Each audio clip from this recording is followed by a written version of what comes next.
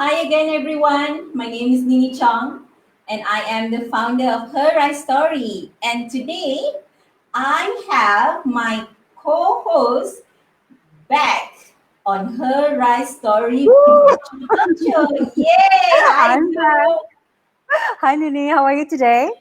I'm good. It's good to have you back. It's good to be back. I missed you guys yesterday. Yay! It's good to have you back.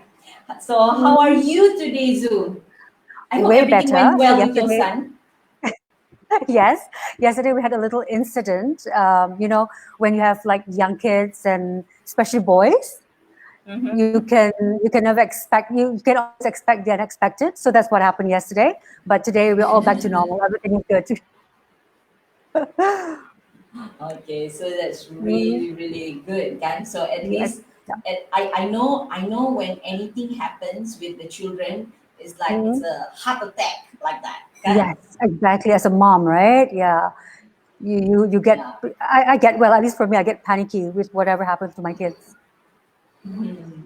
Zoo, well, talk to us Mm. about what's up with Mm. marketing in Asia. Is there Sure. any special updates you want to do? Yes. So Marketing in Asia has just launched our podcast. So it's now the market is open for people who wants to contribute podcast now. I had the honor to do the first podcast, so I actually went on there and talk about gender roles in the workplace. So look for it and have a listen. And if there's any feedback, whatever, let me know. And for those who's interested to contribute podcast to Marketing in Asia, they can write to any one of us, the editors in Marketing in Asia, or since I'm here, maybe just can write to me, Angelica at marketinginasia.com. Angelica at marketinginasia.com, Yes. people. Yes. So Yeah. Angelica spelled as Anjalik. Oh, you go by the name of Angelica in Marketing That's in right. Asia, huh? Yes, I do. Yeah. Okay, Mm. cool. Right. Mm. So this is episode number 13th of Her Rise Story virtual talk show of our special edition collaborating with Marketing in Asia, That's Teen right. Mothers Rising Above Adversity. So it's That's so cool, right, Zoo? It's like yes. cepatnya, it's like episode 13th already. So cepat. Two more episodes, and including today will be three. Then it will be done for the Mother's Mhm. Day series. Yeah, it's amazing. Time Yep, just flies like that, and we're just having two so more much fun with it. episodes. Yeah, Yeah. because yeah, that's right. Because when we are Mm. having so much fun, and the time will just fly like that. Yes. Exactly, and that's good, And right? yeah, really, really Mm. good. And I've learned so much. Mm. And just for the benefit of the audience, what Her Rise Story is about is we amplify or we talk about or we have leaders, we have influencers from different industry, different walks of life who would share about the kind of challenges that they go through as a mother or as a woman, and we even have men in the show just to share about what challenges do they go through, Mm. because that is something that people would not often talk about. What kind of Mm. challenges do I go through, these Sure. challenges, that challenges can. Mm. So Mm. that, and also what is the mindset or what is the attitude that they apply while facing the adversity or challenges. Sure. Yeah, Yeah, because people always talk about the good things, right? Like what you said, people always talk success about stories their selalu kan. success stories. Exactly. Yeah. So this is good for a change. Yeah, and Mm. I think that tonight, we are very lucky because we have one of you know the only business radio, like daily Mm. business radio station, I think BFM. I don't know. I Right. don't know whether I get it right or not. So we'll ask her. So we have Mm. Frida Liu That's tonight with right. us. That's right. So I exciting, think, right? yeah. So let's bring her up and Let's let go. her talk about herself because she's pro at it. I hari ni like nervous like that. Will I be asking silly questions or not? Yes, Kan? yes. Because she's so veteran, right? Hey. Yeah, she's a pro. She's a Lucky number Hi 13. Frida. Lucky number Hi. 13. Lucky Hi. number 13 has joined Yes, today. Please say yes. hi. Thank Welcome to you. the show. Thank you for inviting me. Mm-hmm. Thank you for saying yes to us, Frida. So your earlier question, right? BFM, as far as I know, I mean, like I guess we are dedicated to business, hence our name BFM. I'm sure other stations also cover, but maybe they're, they have other areas as well, and we do have other areas as well. But I guess the essence and the DNA of how we started is a business station, hence Business FM. Wow. Definitely the only English one. That one, that one I can say. Okay. Yes. Yeah. First of all, Frida, Mm. we would like to congratulate you, and I'll let Zoo to have the honor of The mouthful bit. The mouthful bit to yes. me. Okay. So congratulations mm, for being Where's the money? marketing. So, congratulations, Frida, again for being Marketing in Asia's LinkedIn Top 100 Personalities in Malaysia. You should follow in 2020. Mm, good. Mm. Yes, please follow me. Yeah. Yes, please follow me. I love Okay. that. Okay. I remember last year I came across the article. I was like, oh okay. I was looking through. I said, hey, I'm in it. Oh okay. And then this year I said, oh, still in it. Okay, so thank you. Consistent, Welcome. Yeah. consistent, kan? Very consistent. Yes. Yeah. So you need no introduction, Frida. You are a veteran media personality in Malaysia. Mm. I've heard about you since I moved here like 6 years ago. I'm sure you've gone on like even way back before that, right? Oh, So I was great. way before that, huh? So and I remember one time I was actually two times I was emceeing where you were speaking in that conference while I was reading your credentials. I was like, whoa, this woman. So very impressive. Can you tell us, walk us a bit about how you first started in this industry, Frida? Uh, okay, how I first started, it was okay. I'll give you. Yeah, I was asking how much time we've got. I first got into TV by accident when I was in Kuching, Mm, and it was a variety show. My friend wrote me in, and it was a live telecast. In the early 90s, it was a live telecast between Singapore and Malaysia, and then from there, so it was government relations, right? Because Media Corp, what was then called Singapore Broadcasting yeah. Corporation, SBC, and RTM Mm, gets together every 2 years to do a variety show. And that year, it happened to be in Kuching. They had mm, a male host that spoke in Malay, and they wanted a female host. And RTM Kuching was insistent that the female host that spoke in English was a Sarawakian. And I had just come back from university, and I was taking care of my father. He was ill, and then he passed on, and so it went on, and I got into it, not knowing where it would lead, right? Because that was never a career path I wanted. I wanted to go into public relations. That was my mm, career. They offered me to come in. I said no, no, no, no, no. I'm not interested. But if there was a part-time job reading the news, right, and I auditioned for it, and I got in, and from there, so I've been in broadcasting since the early 90s, but it was always a part-time thing. mm, I was working for a PR company. I then worked for IBM in the communication side of things, always with this as a part-time job. It was only, I guess, in the last 11 years when I went into, oddly, right? You think in TV, you people will know you more, but in radio, or maybe the timing was right in the last 11 years that I joined BFM. And then I mm, decided it was a good combination of the corporate experience, business experience, and broadcasting experience. So it was a very interesting proposition to me to join this unknown entity because it's the only independent station. It's like, hey, this company can tahan or not, can last or not. These are the concerns. But it was a very exciting thing to join. And I felt mm, that if by joining the station, the conversations that I have, that I'm constantly learning. And that was one of the reasons I joined and I stayed. mm. Mm. Wow. Yeah. Wow. Okay. It was actually a risk lah, kan? It was It was like a Yes, it was a risk because joining the station and leaving my corporate job was a 30% pay cut. So I'm used Mm, to pay cuts. But it was just something in at that point in my life. I wanted to do something different, right? mm, mm, And if it didn't work out, having worked in a business radio station, I can always go back to corporate, right? It will Right. still be relevant if I Mm. wanted to, right? I guess if I joined an entertainment station and then to go back into corporate, it's like, what were you doing the last 3 years? So I felt that it would have added on to my skills.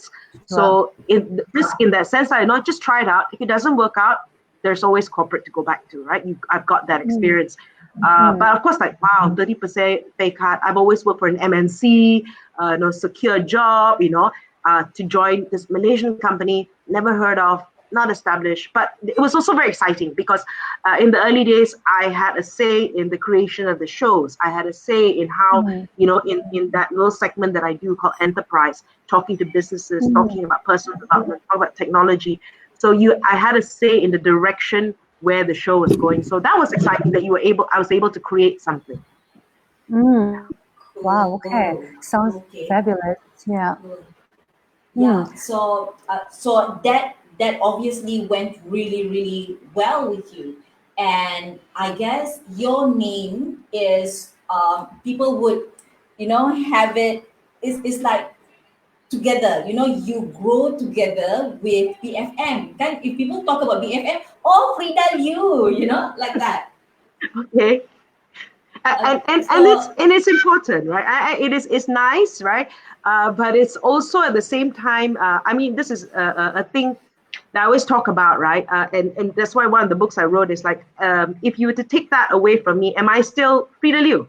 And that's important, right? It's nice to be associated with something that's so close to my heart, but at the same time, you also understand, and everything builds you and everything grows you. And I'm so glad to be part of this association.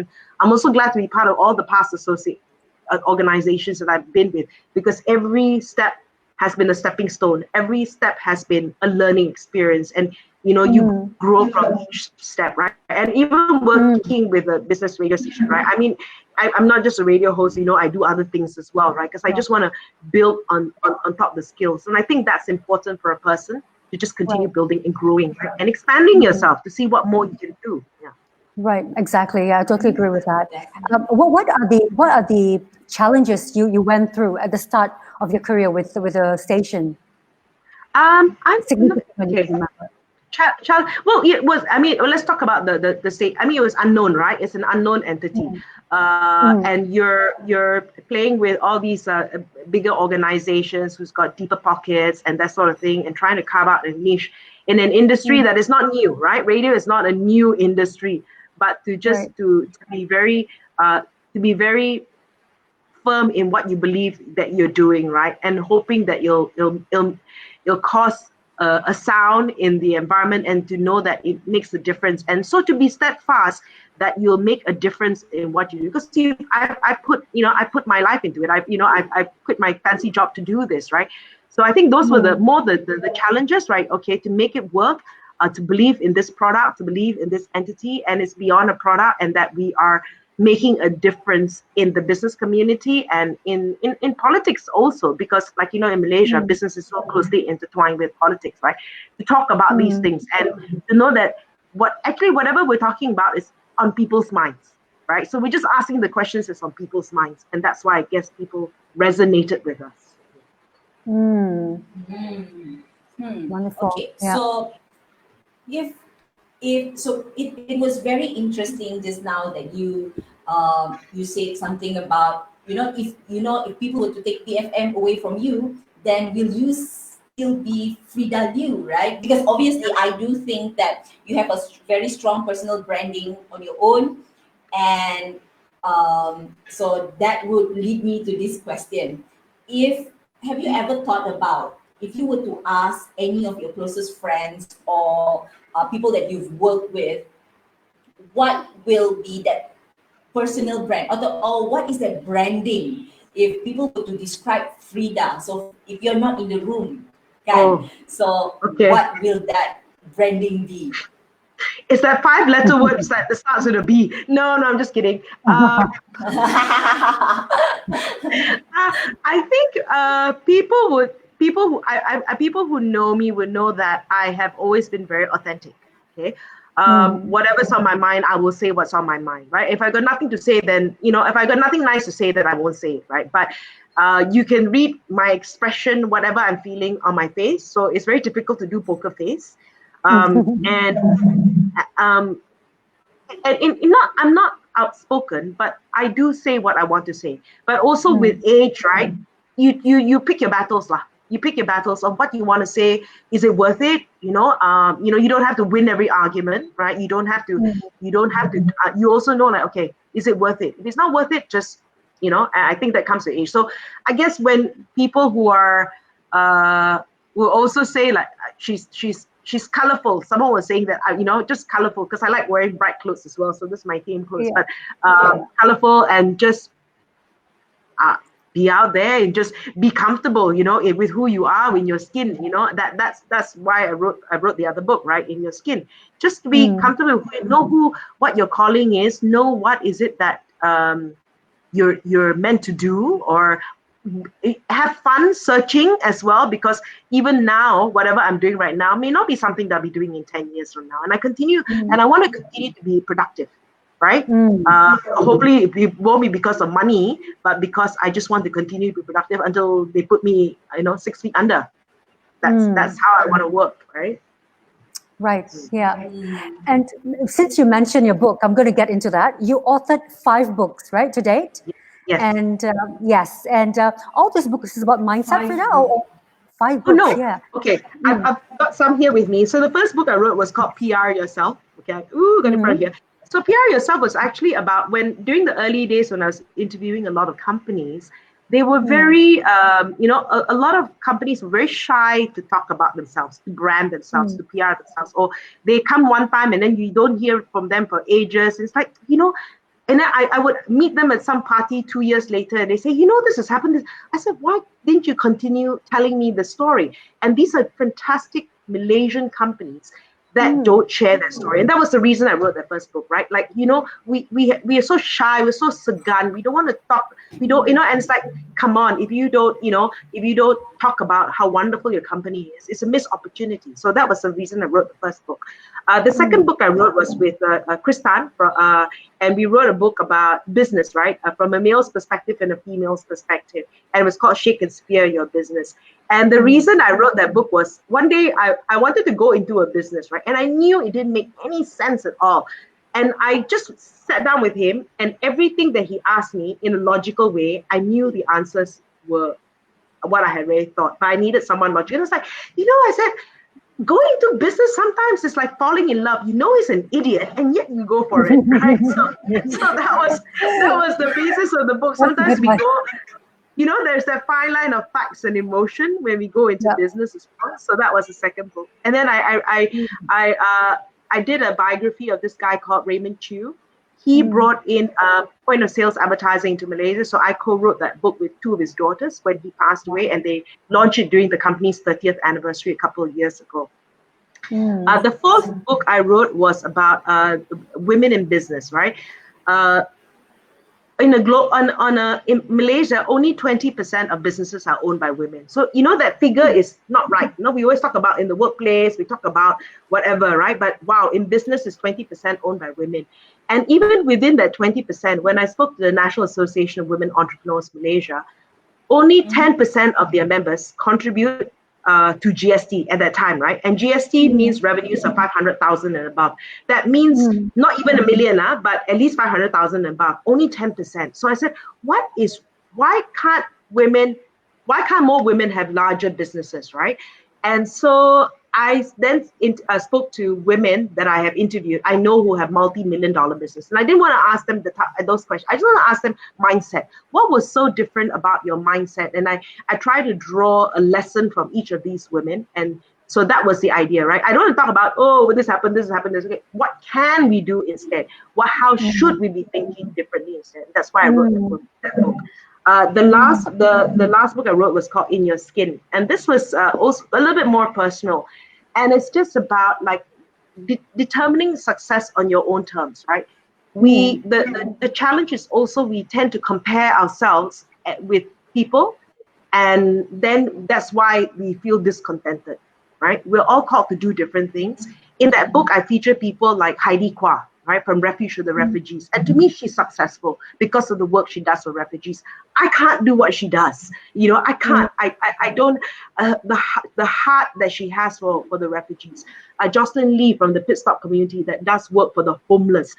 To me, this is success. And they are determining success on that level. So it's not the high flyer corporate CEO that is success, but they have decided what success means to them. So I want to glorify these people in different areas. I talk about women in sports. I talk about women in different areas, about these kind of people, and they have defined success because on their own terms, because they're comfortable in their skin. Yeah. Yeah. Hi, Frida. Yeah. Okay, sorry. Hi. You've lost me. I think. The light, yeah, just for a while, just for a little bit. Oh, okay. Yeah. Continue. Yeah.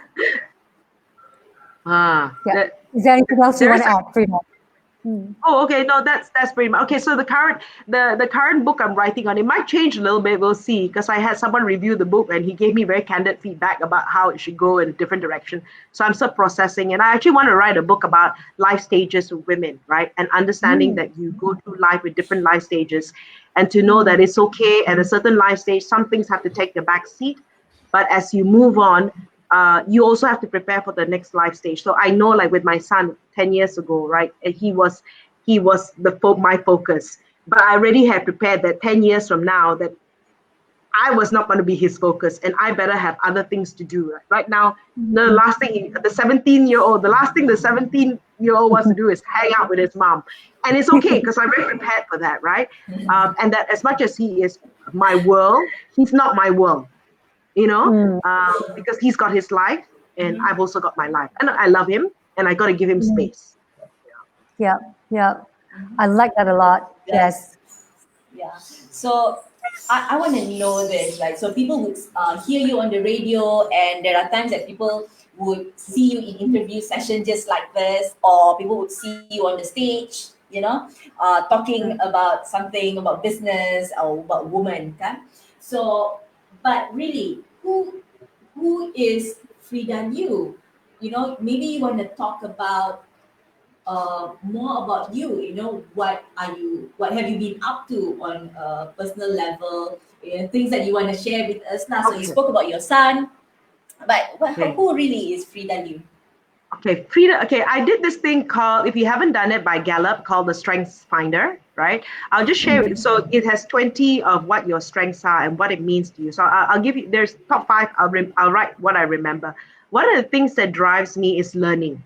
And that is something, and I know that is a strength, and that if I need to be constantly learning, and that's part of my DNA, right? So that's why I'm this job that I'm constantly learning. But at the same time, that's one thing. The other thing that I like, it was one of my strengths, is harmony, right? And harmony in the sense is not me, I don't want to fight, but just that understand that we all have our place and now in society, and if we understand that there is that, then there is harmony. That is a very important thing. So when there's something that doesn't give me harmony, that kind of rattles me and upsets me. And connectedness, right? Everything is sort of connected, and everything happens for a reason. So these were some of the things I found out about my values, and when I understood that, I am like, okay, I get it, right? So I know when something is not giving me that growth and that learning anymore, then I move on to the next thing. Like even this MCO, I've done so many learning. I took up a course in journal therapy, a diploma in journal therapy. I spent time writing my book, my next book.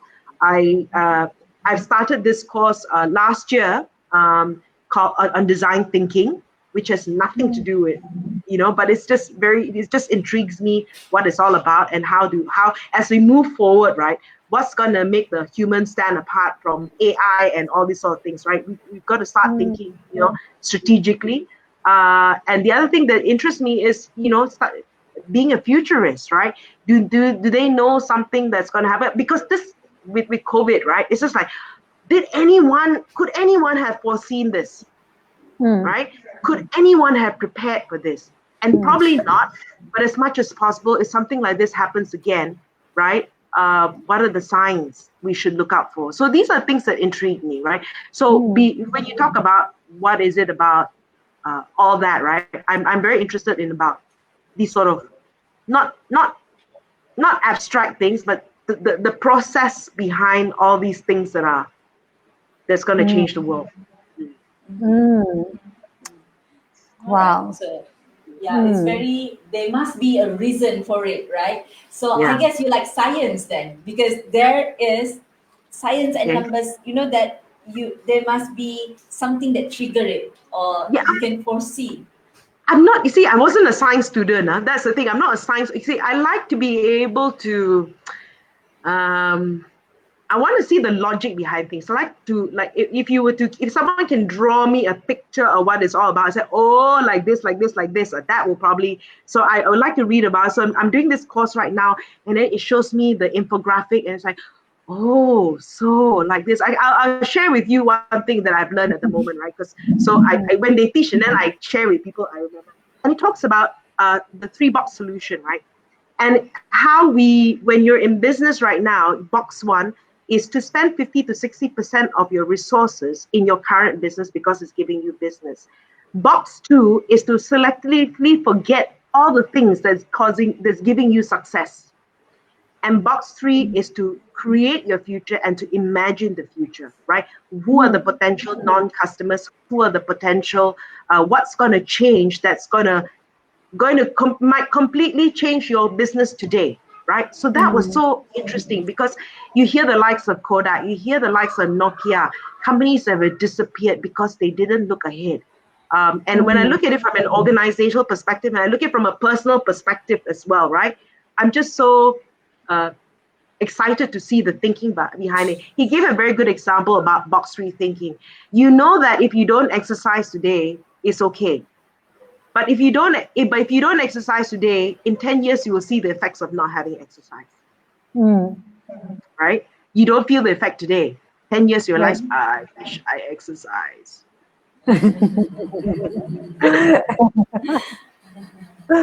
So. Yeah. So you are full of energy. You're every time I see you, you're always like full of energy. So tell us the secret behind that. The secret behind that is exercising every day. Seriously, it is. So get some sun, get whatever, just go out there. You know what it does. It gives you the right happy chemicals, right? It just gives you the energy to go on, right? And and it makes me feel better. And whatever anger, tension, just throw it out there. And I'm a morning person. I like to start the day ideally with exercise because that just gets me going. And then at night when you sleep, it's a very nice, tired kind of sleep, right? I'm not saying I don't have sleepless nights. I do have sleepless nights. But I find that with this MCO as well, right? It's just like, I'm just so tired all the time, even with exercise, right? And I was sharing with you earlier on that I was reading this article that it is anxiety showing up in different areas. Although you say I'm not anxious, it is anxious. You are anxious, and it comes out in different ways, right? So it must be that. But regardless, you move on. You just keep moving. Take your supplements. Very important. Take your supplements. As much as possible, eat right as much as possible. It's very difficult in this country, but yeah, as much as possible. Exercise but this is something I endorse because I think as women, this is the women thing, right? We have our bodies are different from men, right? We hormonally we are different from men, and you hear so many people falling down as they grow older because they don't have stamina, they don't have muscles, they don't have, I'm telling you all these things, right? All these things anyway, so why don't you do something about it, right? So I hate strength conditioning, but I have to do it, because I have to. Yeah. Right. And these things are being told over and over again. Yes. And you still ask, how do you keep the energy? How do you look so young? Right? But they don't want to. When they hear it, right? It's like, but I don't. I'm tired lah. I'm what lah. You know, it's not. There are really invest in your health. Invest in your health. That is so important, right? I mean, I'm not without vices, but as much as possible, I try to stay as fit as possible. And it's not about looking good. It's about feeling good. Sure. Okay, and it's not about thinness, it's about fitness, right? So and that is when it's in here, it'll come out here, right? When you got the energy here, it'll come out on the face, it'll come out it'll come out through your pores. Definitely. Totally. So, Frida, I think many people or our audience right now who have been following you, they know that you are a single mom, and I know that also you are one of those single. I'm so sorry, my daughter is. This is the reality. It's like yes. So okay. So then if I have to keep on telling for 10 times, it's no more cute. Okay. Like, yeah! We've been there. So you're one of the most practical single mother who is out there, who would do anything that she feels like she want to do. And you know, one of the successful single moms that I have come across, right? So, but I know that you do face your fair, fair amount of challenges as well. Yes. And you know, I want to know that because we've spoken to another lady about what kind of challenges that you go through as single mom. But like you're very urban, very modern, very practical. So I want to hear from your side. Okay. So here's the thing, always don't be afraid to ask for help. Okay, I would not have been where I am had it not been for my mother and my mother-in-law, and I had a live-in mate before growing up. So even though I was divorced, my ex-mom-in-law continued to live with me, right? And she was there to give the stability in the household, so that when I go out and about, although my mom-in-law and a live-in mate at the time. And when he got older, we didn't need a living mate. We had people coming in, but and I needed her help. We have a great relationship. So I really am thankful to her and my mom as well, who came in to help me to give stability where I know that I need to do certain things. And this is when people like I have to do everything. I can't do everything myself. So I don't spend time grocery shopping because I had dinner catered. I don't spend time driving around my son to tuition because I will get the tuition teacher to come to the house so that I can have the time to do. So he's getting all the attention that he needs academically. I can't teach him certain things, right? But they come to the house. How can I, when he had to go to and back to in school, I had a transporter sorted out. So what is most important to me? When he came back from school, when he comes back from school and he's rested from in the car, the transporter, I'm not going through traffic picking him up. We see each other. We're happy to say, hi, Jude. Hi, Mom. We're both relaxed, right? And what is the most important thing, right? What's the most important thing? That's the most important thing. Not whether I cook for you, not whether I do that. You know that I'm providing. You know that I love you. You know that I love. And I say that you will look back in life and say that my mother hugged me too much. Right? These are the things that matter, right? So don't be afraid to ask for help and really if you can afford it, right? Really get the help that you need, right? I wanted to focus on what were my core strengths, right? And what were not my core strengths, I outsourced. So what that picture of that mother that comes back, rushes and cooks, I'm not that picture. I don't want to be that picture, right? But where he needs me, he knows, hey, he can always call his mother. That's the most important thing. As a single mom, when Jude, that's his name, yeah, your son's name is Jude. Yes. So when growing up, what's the challenges you face as a single mom? Does he have a father figure in his life at that point? Yes, while growing up? He does. He still has a father figure in the house. So one of the things also is, of course, be as civil as possible. And if he wants his dad or needs to meet his dad, it's the doors. He still has keys to this house. So it's just like, so it's as much as possible. This child did not ask to be born. So as much as possible, make it as civil and as stable for him as possible. It's not ideal. right? Mm. I still cry that I'm not able to give him that picture of a family which I had, right? But as much as possible, then you look at who then is your extended family, who then can you solicit help from, right?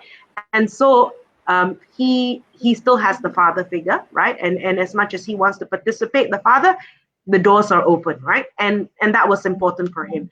My relationship Mm. is different. He is still your father, and we are still parents to this child, right? So I think Mm. that's important because this is unneeded energy, right? Wasted Mm. energy fighting or whatever. Yeah, It's just wasted energy. exactly. Yeah, Mm. totally. Right. Yeah.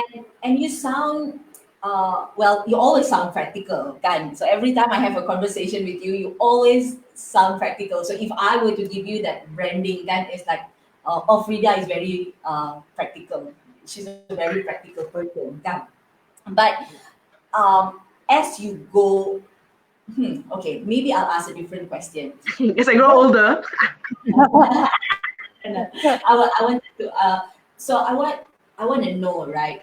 Of course, as you are going through your marriage and then you go through these challenges and you made the decision to go through a divorce, and the challenges that comes with it, because it's just consequences, right? And we choose yeah. our decision and we choose the consequences. What would be the main challenge that you have gone through that have you think have contributed significantly to the kind of woman that you are right now? What would that be? Okay. This is it was very, very painful for me, right? And I knew so the mantras and things that I say, like, and one of the things that actually drove me to be a little bit more I guess focused about the wheel of, I live my life with this thing called the wheel of life, right? Where you look at your finance, you look at your friendships, you look at your fitness, you look at your faith and all these things, right? I would say that my faith is my anchor, right? That's so important to me. So that was one thing, and I don't want to come out of this as a bitter person, because I know my natural tendency is to be. That is a natural tendency for my personality. So I am conscious to be better, not bitter. And when I say better, I didn't know what better meant. I remember just praying to God, God, I want to come out this better, but I don't know what it means. And I looked at what I could control. I couldn't control the situation, that relationship, right, at that moment, at that point, but I could control other things. I could control my fitness. I could control the friends that I have, right? These are the things that I can control. And then slowly the confidence came back, let me be better in my job, let me be better in other things, right? So these are things that I can control. And then when you find that you're doing these other things, then you gain the confidence again to do the other things, right? So small wins. I was just sharing how the simplest, like I run one full marathon, the 42 one cukup sekali enough. But what was more memorable for me was the first 10 kilometer I did, right? The fact that I could run two digits, right? And there was just, I remember it was a very low, 10 years ago. And to be able to complete that just gave a euphoria, gave me a sense of control, a sense of confidence. And that was that little bit of better that I could become. And then, of course, then for like, okay, can I do a half? Can I do a full? Right? You get gatal, you try doing all things, but in all areas of my life, right? Can I do this? Can I do a little bit more? Can I do? So this journey has been the last 10 years, right? Nothing happens overnight as well, but you build that confidence over the years, right? And just look at little areas where you can do a little bit more, until it becomes second nature to like, chubala, it doesn't work. Like, for me, it's that attitude, right? I try something, doesn't work, okay lah, I'm glad I tried it, right? I was sharing the other time when I was 18 years old, how everything actually adds to experience depending on how you look at it. When I was 18 years old, I was working as a receptionist at Kuching Hilton, my first job. And as a part-time job, I was a choral singer with the Sarawak State Choir. And when I look back at that time, I knew I was going to, I didn't become a singer. But that whole experience of learning breath work from singing, right? How that has helped me now, or how to enunciate and pronounce your words, that was from singing. Standing up on stage although with a lot of people, that first time on stage was at 18 years old, and that was the experience. So everything just a little bit more, a little bit more, a little bit more, right? And that's how you expand your horizons, right? When you look at Malaysia, it's an exciting place. Like, why can't I be further? Why can't I create a bigger platform around the world? Why not? Why not, right? And it's also then I guess that's better lah. Wow. Okay. So little wins. That's what you Yeah, are. little wins. Little That is wins. one thing that little wins, right? And it builds confidence lah. Then I can move further. I can move further like that. Yes. Yeah. Everything. Cool. Yeah. Yeah. Right. Very, very good. Yeah, I like that a lot as well. Yeah, I think I learned a lot. I can hear. Yeah, can you hear me? Can loud and clear. Very clear. Okay, I really learned a lot from you today. Like seriously, I'm like sitting here like taking it all in. I'm like really loving this. So you said earlier that you are a morning person, yeah? And I am a sucker. Can I say the word sucker? Can, right? And So I'm a sucker for good morning routines. I'm sure we all can learn something from you. What's your morning like? my morning, my morning, I should spend more time praying, but I don't. But I usually try to get up at 6:30, and normal situations, pre-MCO. Okay, pre-MCO, I would get up at 6:30, and I would do my exercise at 7 o'clock. It's either boot camp, and in between, I would go to the gym, which is at the office, and I would just work out every day. And then Monday, and then get ready for work. So that's the get the energy going, get the face a bit flushed, right? And weekends is I'll still wake up early. I'll still go my hiking. I'll go running. Exercise a bit longer, leisurely with friends, and have breakfast. So that's my morning boost lah. That's what I need to just get the engine running. And you find that the older, actually, I'm so glad I started 10 years ago exercising seriously, because I know that. Yeah, you're gonna get aches and pains and all that. If you don't work on those things, it will creep up on you. So I can say I've got more energy now than I've got 10 years ago. Nice. That's good news, isn't it? Yeah. 10 years older and more energy. Why not, huh?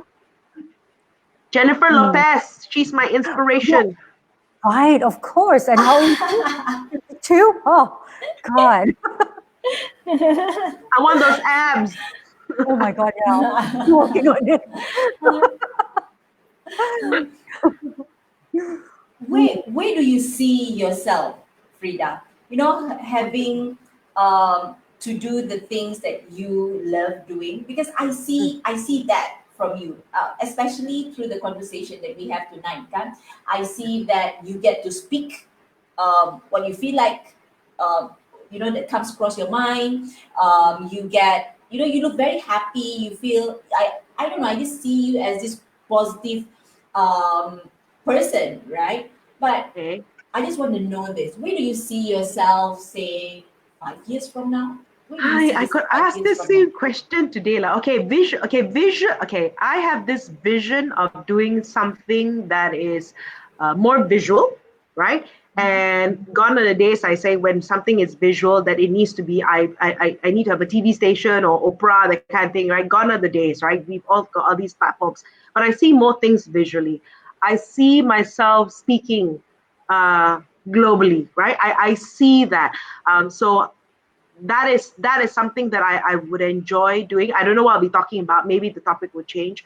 But there are also like other things that interest me. So I don't know where to go. But that is that vision that I have, right? Something visual. And if it's continuing to talk to people, I would love it. I think that is going to be and a conversation with a friend today said, and I thought it was really sweet. I said, I really love learning and talking to people. And she says, you have the ability to bring out the best in people. I'm like, wow. I said, I'll take that. If that is a skill and that is something he sees in me, then I said, I would like to take that. If I'm able to have a conversation and continue this sort of journey where I can talk to someone and I can bring out the best in someone, I know that I did this thing before where my thing is, am I impacting lives, right? In whatever I do, is what I'm sharing, even this conversation, right? It could be one person that's just joined us, right? But if I have this conversation and it has impacted one person's life, then I have made a difference, right? When I go on radio, people always like very conscious of how they sound and everything. I said, look, it's I've gone past the stage of how I sound and how I look, right? My objective is if through that conversation and talking to someone and someone hears it and says, you know, I learned something from that conversation, then I have done my job impacting lives, right? It doesn't have to be the world, but just that one person, right? And that is important to me. The second thing that actually interests me and why I'm still with BFM is that I truly, truly believe that business is going to be what's going to change this nation. Good, thriving business is going to change this nation, provided politics don't get involved. But seriously, right? It is when businesses are successful and growing, that is when that will actually help uplift the nation, right? And we've got to increase that picture with more women coming into business, equaling that, right? And with these women who have these high impact businesses, they employ people, they can change the world. You know, look at the countries that are being run by women, prime ministers and presidents, and how they're handling the whole situation, right? So this is what I see. If I'm not personally involved, then I can be the conduit of people hearing it. Yeah. Cool. Great stuff. That's Frida. where you're heading to, business, right? Yeah. And you speak a lot about business, even in this conversation itself, right? Yeah, So yeah. that is, I can hear that is something that you're passionate about. Over to you, Zu. So, what's next for you? I mean, you've done it all. You're an entrepreneur as well, and you are, in a way, and you are Yeah. speaker. You are a media personality. So, what's next for you? That's why lah. I think to continue doing this, but it is why lah. Okay. Right now, sometimes I do things because it interests me, right? I don't know where it leads. Like I said, I actually miss my online class at the moment as like the design thinking. I don't know where that leads me. It's just so exciting to learn about this whole idea of design thinking. Maybe there's something that I want to go to. I don't know, right? I also have gone into I'm very interested in studying to be a futurist, or just to understand how a futurist thinks, right? That's also very appealing to me. What it will go to, because like 10 years ago, I did certain things. I don't know whether it will lead to it. I did coaching more than 11 years ago, and that was something that was interesting. I did NLP, right? And it all adds up, right? And it sort of links and interconnects. So I want to just do something different and just continue learning lah. So I also have to pace myself. Like you can't learn so much in 1 year. Like I also need budget, right? So I love that. So cute. Okay, I love dogs. Okay, I love dogs. It's a cat. Okay, I know. But anyway, yeah. So these are things that just intrigue me. I don't know where it leads. Sometimes there's also the mystery in life, right? There's also mystery in life, and you can plan so much and things can still go awry. Like I had planned for my holidays in May. That didn't happen, right? And then you can choose to be angry about it and just say, okay, God, whatever you got planned for me, I'll take it. And so you also have to like, okay, there's a reason. There's a reason some things happen. There's a reason some things don't happen, right? Sure. And you also have to. So I know that I think the LinkedIn circle that you started was the first LinkedIn circle in Malaysia. Is that right? Probably one of the first few lah. First few. Yeah. I wouldn't say the first one. There were a couple there already. Yeah. Yeah. So what's your take in that? What's your take in that realm of woman empowerment, Frida? So because there is the world is going crazy with woman empowerment, kan? So Right. there are just these hardcore feminists which I myself don't agree with, right? But I want to know what's your take on woman empowerment, just the topic. Okay, so I don't know your definition of hardcore feminist, right? When I say I'm a feminist, right, I will say it's about equality. It's not about, in an organization when there's too many women, it's also no good, right? It's too many. It's like and of course we talk about diversity and inclusion. I said I know like we've got all the different factors to consider, whether it's race and all these other things, right? But can we just get the basic gender equal first, right? And we're still not there yet, right? So this is the thing, right? It just makes when I wrote one of my books, and I spoke to Christy Ng, right, from Christy Ng Shoes. So by default, because she's in the business with shoes, right? So a lot of women applied, and then she said she started hiring some men, and she said the moment she hired men, they look at things so differently. She said, "Wow, I would not have seen that because I'm always just surrounded by women. The moment men came in, they were a lot more riskier." And she said, I needed that, right? So, I mean, so I'm not saying one is better than the other. It's just that it's so lopsided at the moment, right? So the fact that I'm sometimes tired, we're still having this conversation because we're still lopsided. And that's the thing, and that we still haven't talked about it. And how we need to do it is actually get men involved in the conversation, right? The he for she, that the men, and there are men that are already sitting in and doing something about it, but we need more men in these conversations and not just women talking among themselves. One of the things that I will be involved in is something that Antam from Ace Adventure will be bringing into Malaysia. She started this new chapter in Malaysia called Women of Global Change. It's been around in the US for about 10 years and various other countries as well. So she's starting the Malaysian chapter. So I'll be working with her. And I said to her, maybe, no, there's so many things she would like to do. I said, why don't we just start with having the conversation about women starting businesses, SMEs, right? Which is something that is so close to her heart because she's an SME too. So I said, why don't we do something around that? We're still in the early stages of talking. Let's just balance it, right? We're just so far from that equality at this point, right? And until we can say we are 50-50, then we can stop. Then it's fine. But we're still not. And again, like I say, there's so many things that gender is just one of it, right?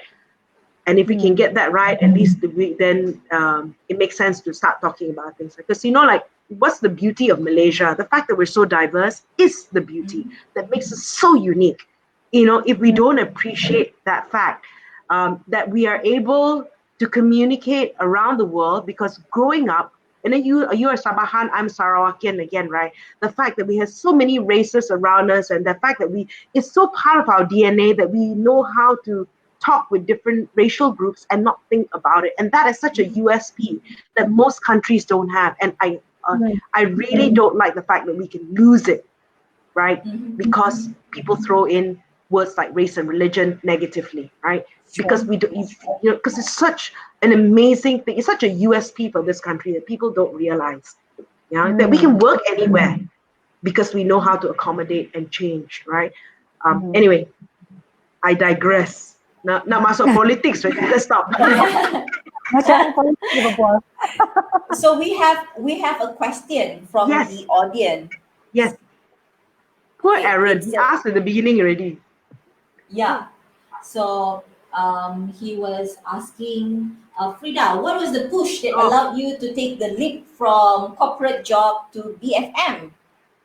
Okay. The push was actually, I wanted a change, right? I wanted a change. It was just like, it was so intriguing, right? It was there was this burning desire to join this unknown entity. It was against all the common sense things. But at that point in my life also, like, the house is pretty stable, things can be paid for, you don't need that much, like, okay, now it's my turn to try something different. I've always done the proper thing. Not that BFM is not proper, right?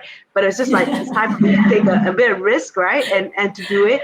And I tell you, I want to say something about, I used to work in IBM, and IBM is such a great company. They actually gave me 2 years leave of absence while I joined BFM, right? So if it didn't work out, I could have still gone back to IBM. And in the 2 years that I was, there's such a, so the first 2 years I was at BFM, they were still paying for my medical and dental, so I'm very thankful for this organization. And of course, when we decided, and 6 months before the 2 year sabbatical was, hey, you want to come back? This role. And then after I said, no, I don't want to come back. But, it was a very lovely ending to that relationship. And we still continue. There are still people there that I'm very close to. And I'm very proud to have been part of that organization. I talk to them sometimes and say, hey, my blood is still blue. You know, that's the big blue, right? So don't burn bridges, right? Don't burn bridges. Every place it was a great time for me when I was there. 11 years. I spent 11 years with the company. Wow. Amazing. Yeah. No, that is very generous of them. I haven't heard of any It's like, I don't want to let you go like that. So that was the answer, Aaron. You know, it was me. You know, if you know the Bible, it's like testing God. God, today this is the story in the Bible about Gideon. The fleece must be wet on outside. He was giving all these things, right? And God said, okay, I opened the door for you. Now can you just do it? I know. And the fact that, you know, where I live in Bandar Utama, right? And IBM is one traffic light away, right? And if BFM was further from my house, I wouldn't take it. And BFM at the time was at Bandar Utama, 2 traffic lights away, right? And even now that you ate there, right? So it's like, you know, it was something that was literally at my doorstep. Yeah, so I'm very grateful. I'm very grateful. Actually, that was the first thing I said during the interview. Before Tok Gaji, when I got a call from Noel Lim to meet with Malik Ali, and I said, there's a radio station. Where are you located? Bandar Utama, Bandar Utama. So that was the first thing I asked. No, what job? Not how much. Where are you located? You know what? I'm not in traffic. I hate traffic. So because it was close enough, okay, we can talk.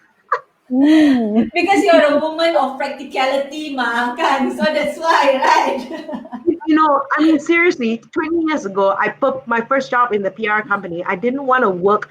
I just said, I wrote down, I want to work for an international PR company that is not in KL City, right? So I got a job in Edelman, which was in Damansara Heights, which is not in the city, right? Although it's Kuala Lumpur, it's not in the city because I didn't want to go through traffic. And that was one thing I wanted. I just cannot, because I can imagine doing this every year for 20 years.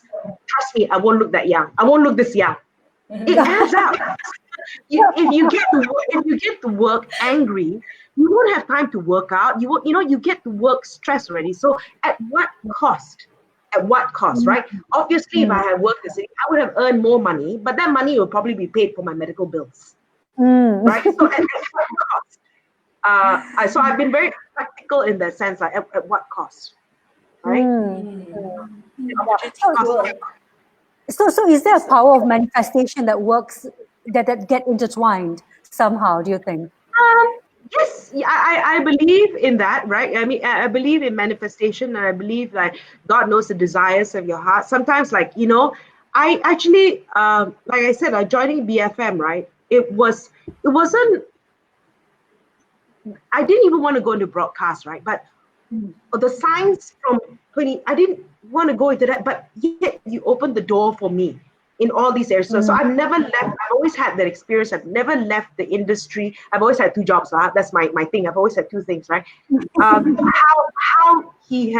God has opened the door. So if I want to bring the divine into it, how certain things have happened in my life that sometimes I didn't even know that I wanted, right? But He knows that I would enjoy it, or it's something that He has planned for me to do. So sometimes it's right. Some things like, yes, I like it, and sometimes it doesn't work out, and I can also accept that it doesn't work out. That means it's not meant for me. It may not be meant for me now. It could be something for me later, or it could be not something meant for me.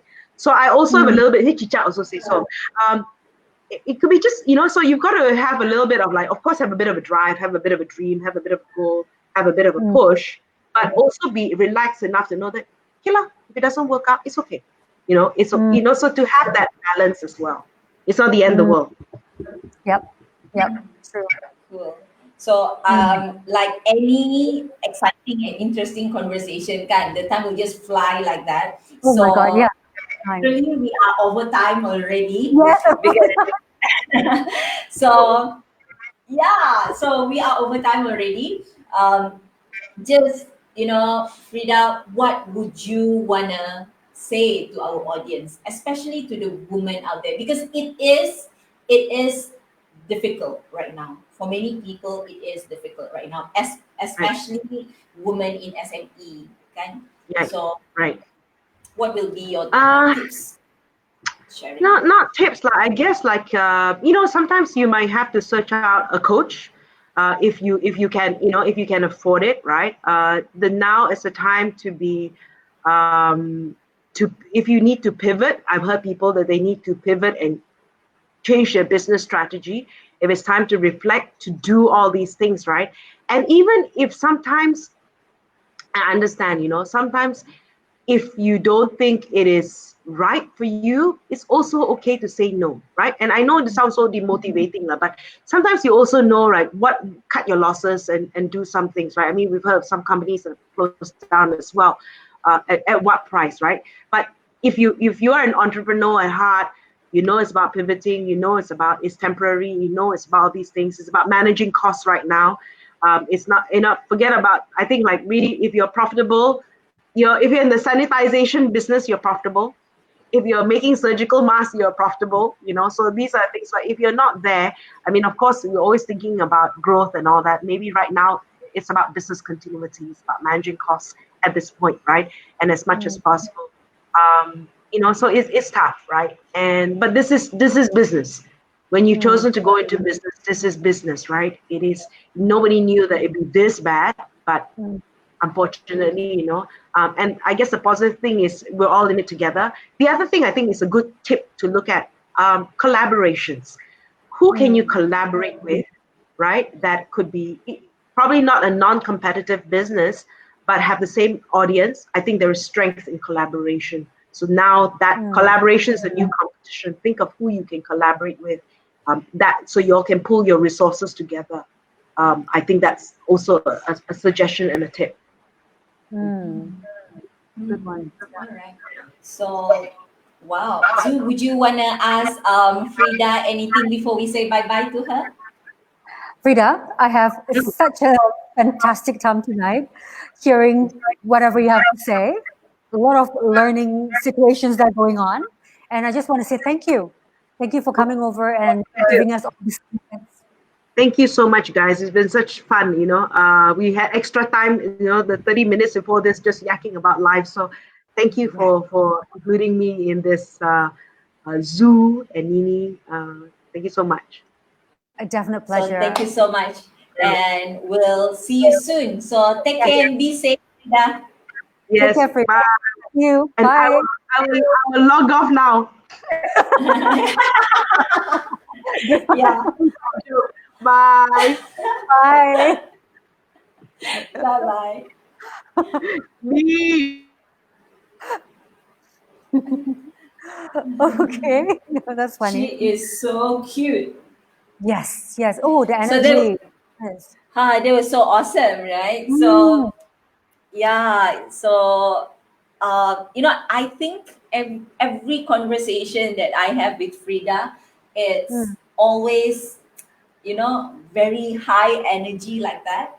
So it's a conversation with her has always been so empowering, kan? It's like macam after you have a conversation with her, macam you rasa macam you can do anything and everything like that. Exactly. Yeah, that's so true. Like you want to go back down to your desk and start doing work, right? Because after talking to no, I totally agree with you. Yeah, it's just awesome, it's amazing, and to think that remember before this show we were saying that the show is just going to be like 45 minutes. We've run over time, so this is great. It's a good sign, isn't it? That means we're having so much fun talking. Yeah. So that was really awesome. If we were to have like 2 hours, I think we'll still not stop talking and asking her so many questions. Kan? Yeah, definitely. Yeah. So you were saying, Zhu? Yeah, I say it's so lovely, so empowering, so uplifting. It's just nice to have women like this in our show. We have all the ladies has been awesome actually, all in their own different ways. Yeah. Yeah. So tonight we have Frida, who is an iconic figure in the business radio. Yeah, so it's Okay, amazing. so- Yeah, you know what? earlier I said that I heard about her when I moved here. Actually, I was lying. No, I wasn't lying. But I just remembered now. I've heard about her even before. Before that, the name Frida Liu is pretty synonymous with a lot of things that I've heard of her before. Yeah, even when I was in Norway on social media and all that, I've heard of her. So she's come a long way, and yeah, she's Yeah. amazing. Mm. So really, so Mm. so tomorrow we will Mm. be doing the second final episode, which will be episode number 14. And That's right. tomorrow we will be having Nurul Izzati. Exactly, that's right. Yeah. Mm-hmm. So we will be having. Have you spoken to her before, Zoo? No, I have not. Actually, I was just going to say this because I know that she's going to come on tomorrow. So I was a bit like investigating, spying on her a little bit. Then I realized, alamak, we're not connected lah. Pula. Stalking. So alamak, tak connected on LinkedIn apa ni? So I actually connected with her and she accepted. So I'm just going to write her a little bit later. Yeah, I'm looking Nice. forward because he was the chairman for BHN Group, Sdn Bhd. So another high-flying women on our show. Right? Mhm. And we have been having fun meeting all these women. Kan? Yes, exactly. Yeah. Oh, you know what? I'm feeling like an empty nest feeling now because only 2 more episodes to go. So lepas ni alamak. Alamak, kan? Can imagine. So I guess it's that time again where we need to regroup and talk about, what will be our next move, right? Yes, that's right. Yeah. Yeah. Just watch this space, right? To all the audience, to all the people that's watching, just watch this space. So, Zoo, so just now you spoke a little bit about what marketing in Asia have been up to. Anything else that you would like to add on just to update our audience? Not at this point. The podcast is the main thing at this point, which we are starting. There are a couple of things in the pipeline, but I'm not able to tell yet until it's official. That we are going to make an announcement. But for now, it's just a podcast, and of course, every day there's new entries, there's new articles, and just have a read. Actually, I've just written an article about personal image and self-worth. So I have received a lot of not a lot, but some backlashes. So maybe people can just go in and read and tell me what you think of the article. Because normally the word self-worth and personal branding doesn't come together, right? And people always feel like, why should I bother what people think about me and stuff like that, So just have read and tell me what you think about it. And of course, there's other articles there as well that. And that is a very interesting topic, right? Personal branding and self-worth. Is that self-worth? Is that the topic? Yeah, because that's the topic.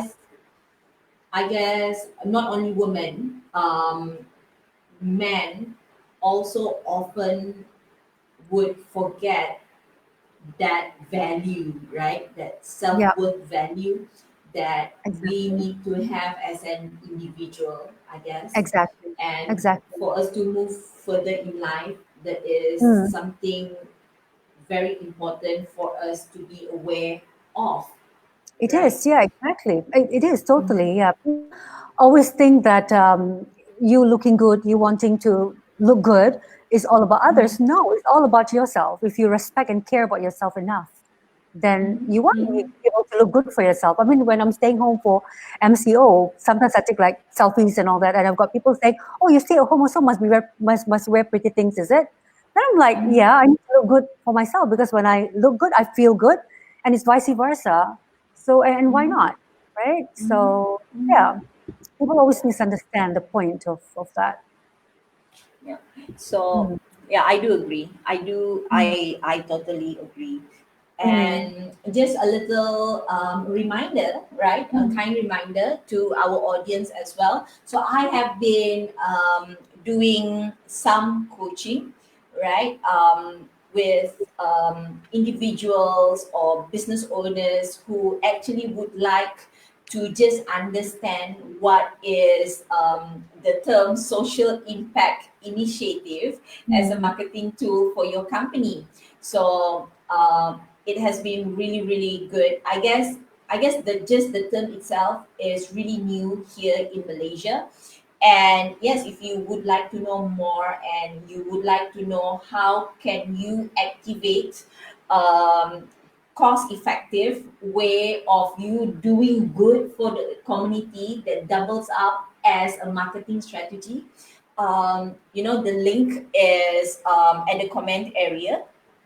And also again, our bit of I don't know really, I don't make the decision when is the 86% discount will end. I don't know that. But the link is still there, so please click on it if you think that in any way that you need help, you need second opinion or strategies as an option, probably, right? So just speak to us. And yeah, also check out Marketing in Asia. And they have a new exciting thing, which is the podcast. Podcast, yeah. And So we're I'm one looking of for those who listen to podcasts all the time. Oh, me too. That's the first thing I do when I wake up, actually.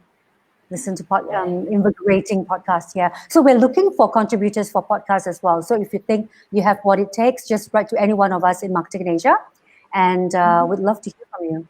Yeah. Nice. All right. So I guess it's bye-bye from us tonight, Zoom. And Yes. I will meet you again tomorrow here. Yes, I'll see you tomorrow, and I'm looking forward to see Nurul Izzati tomorrow. Izzati. Yeah, Nurul Izzati. So tune in again, people, tomorrow at 9:30 p.m. And bye-bye. See you tomorrow. Bye. See you tomorrow.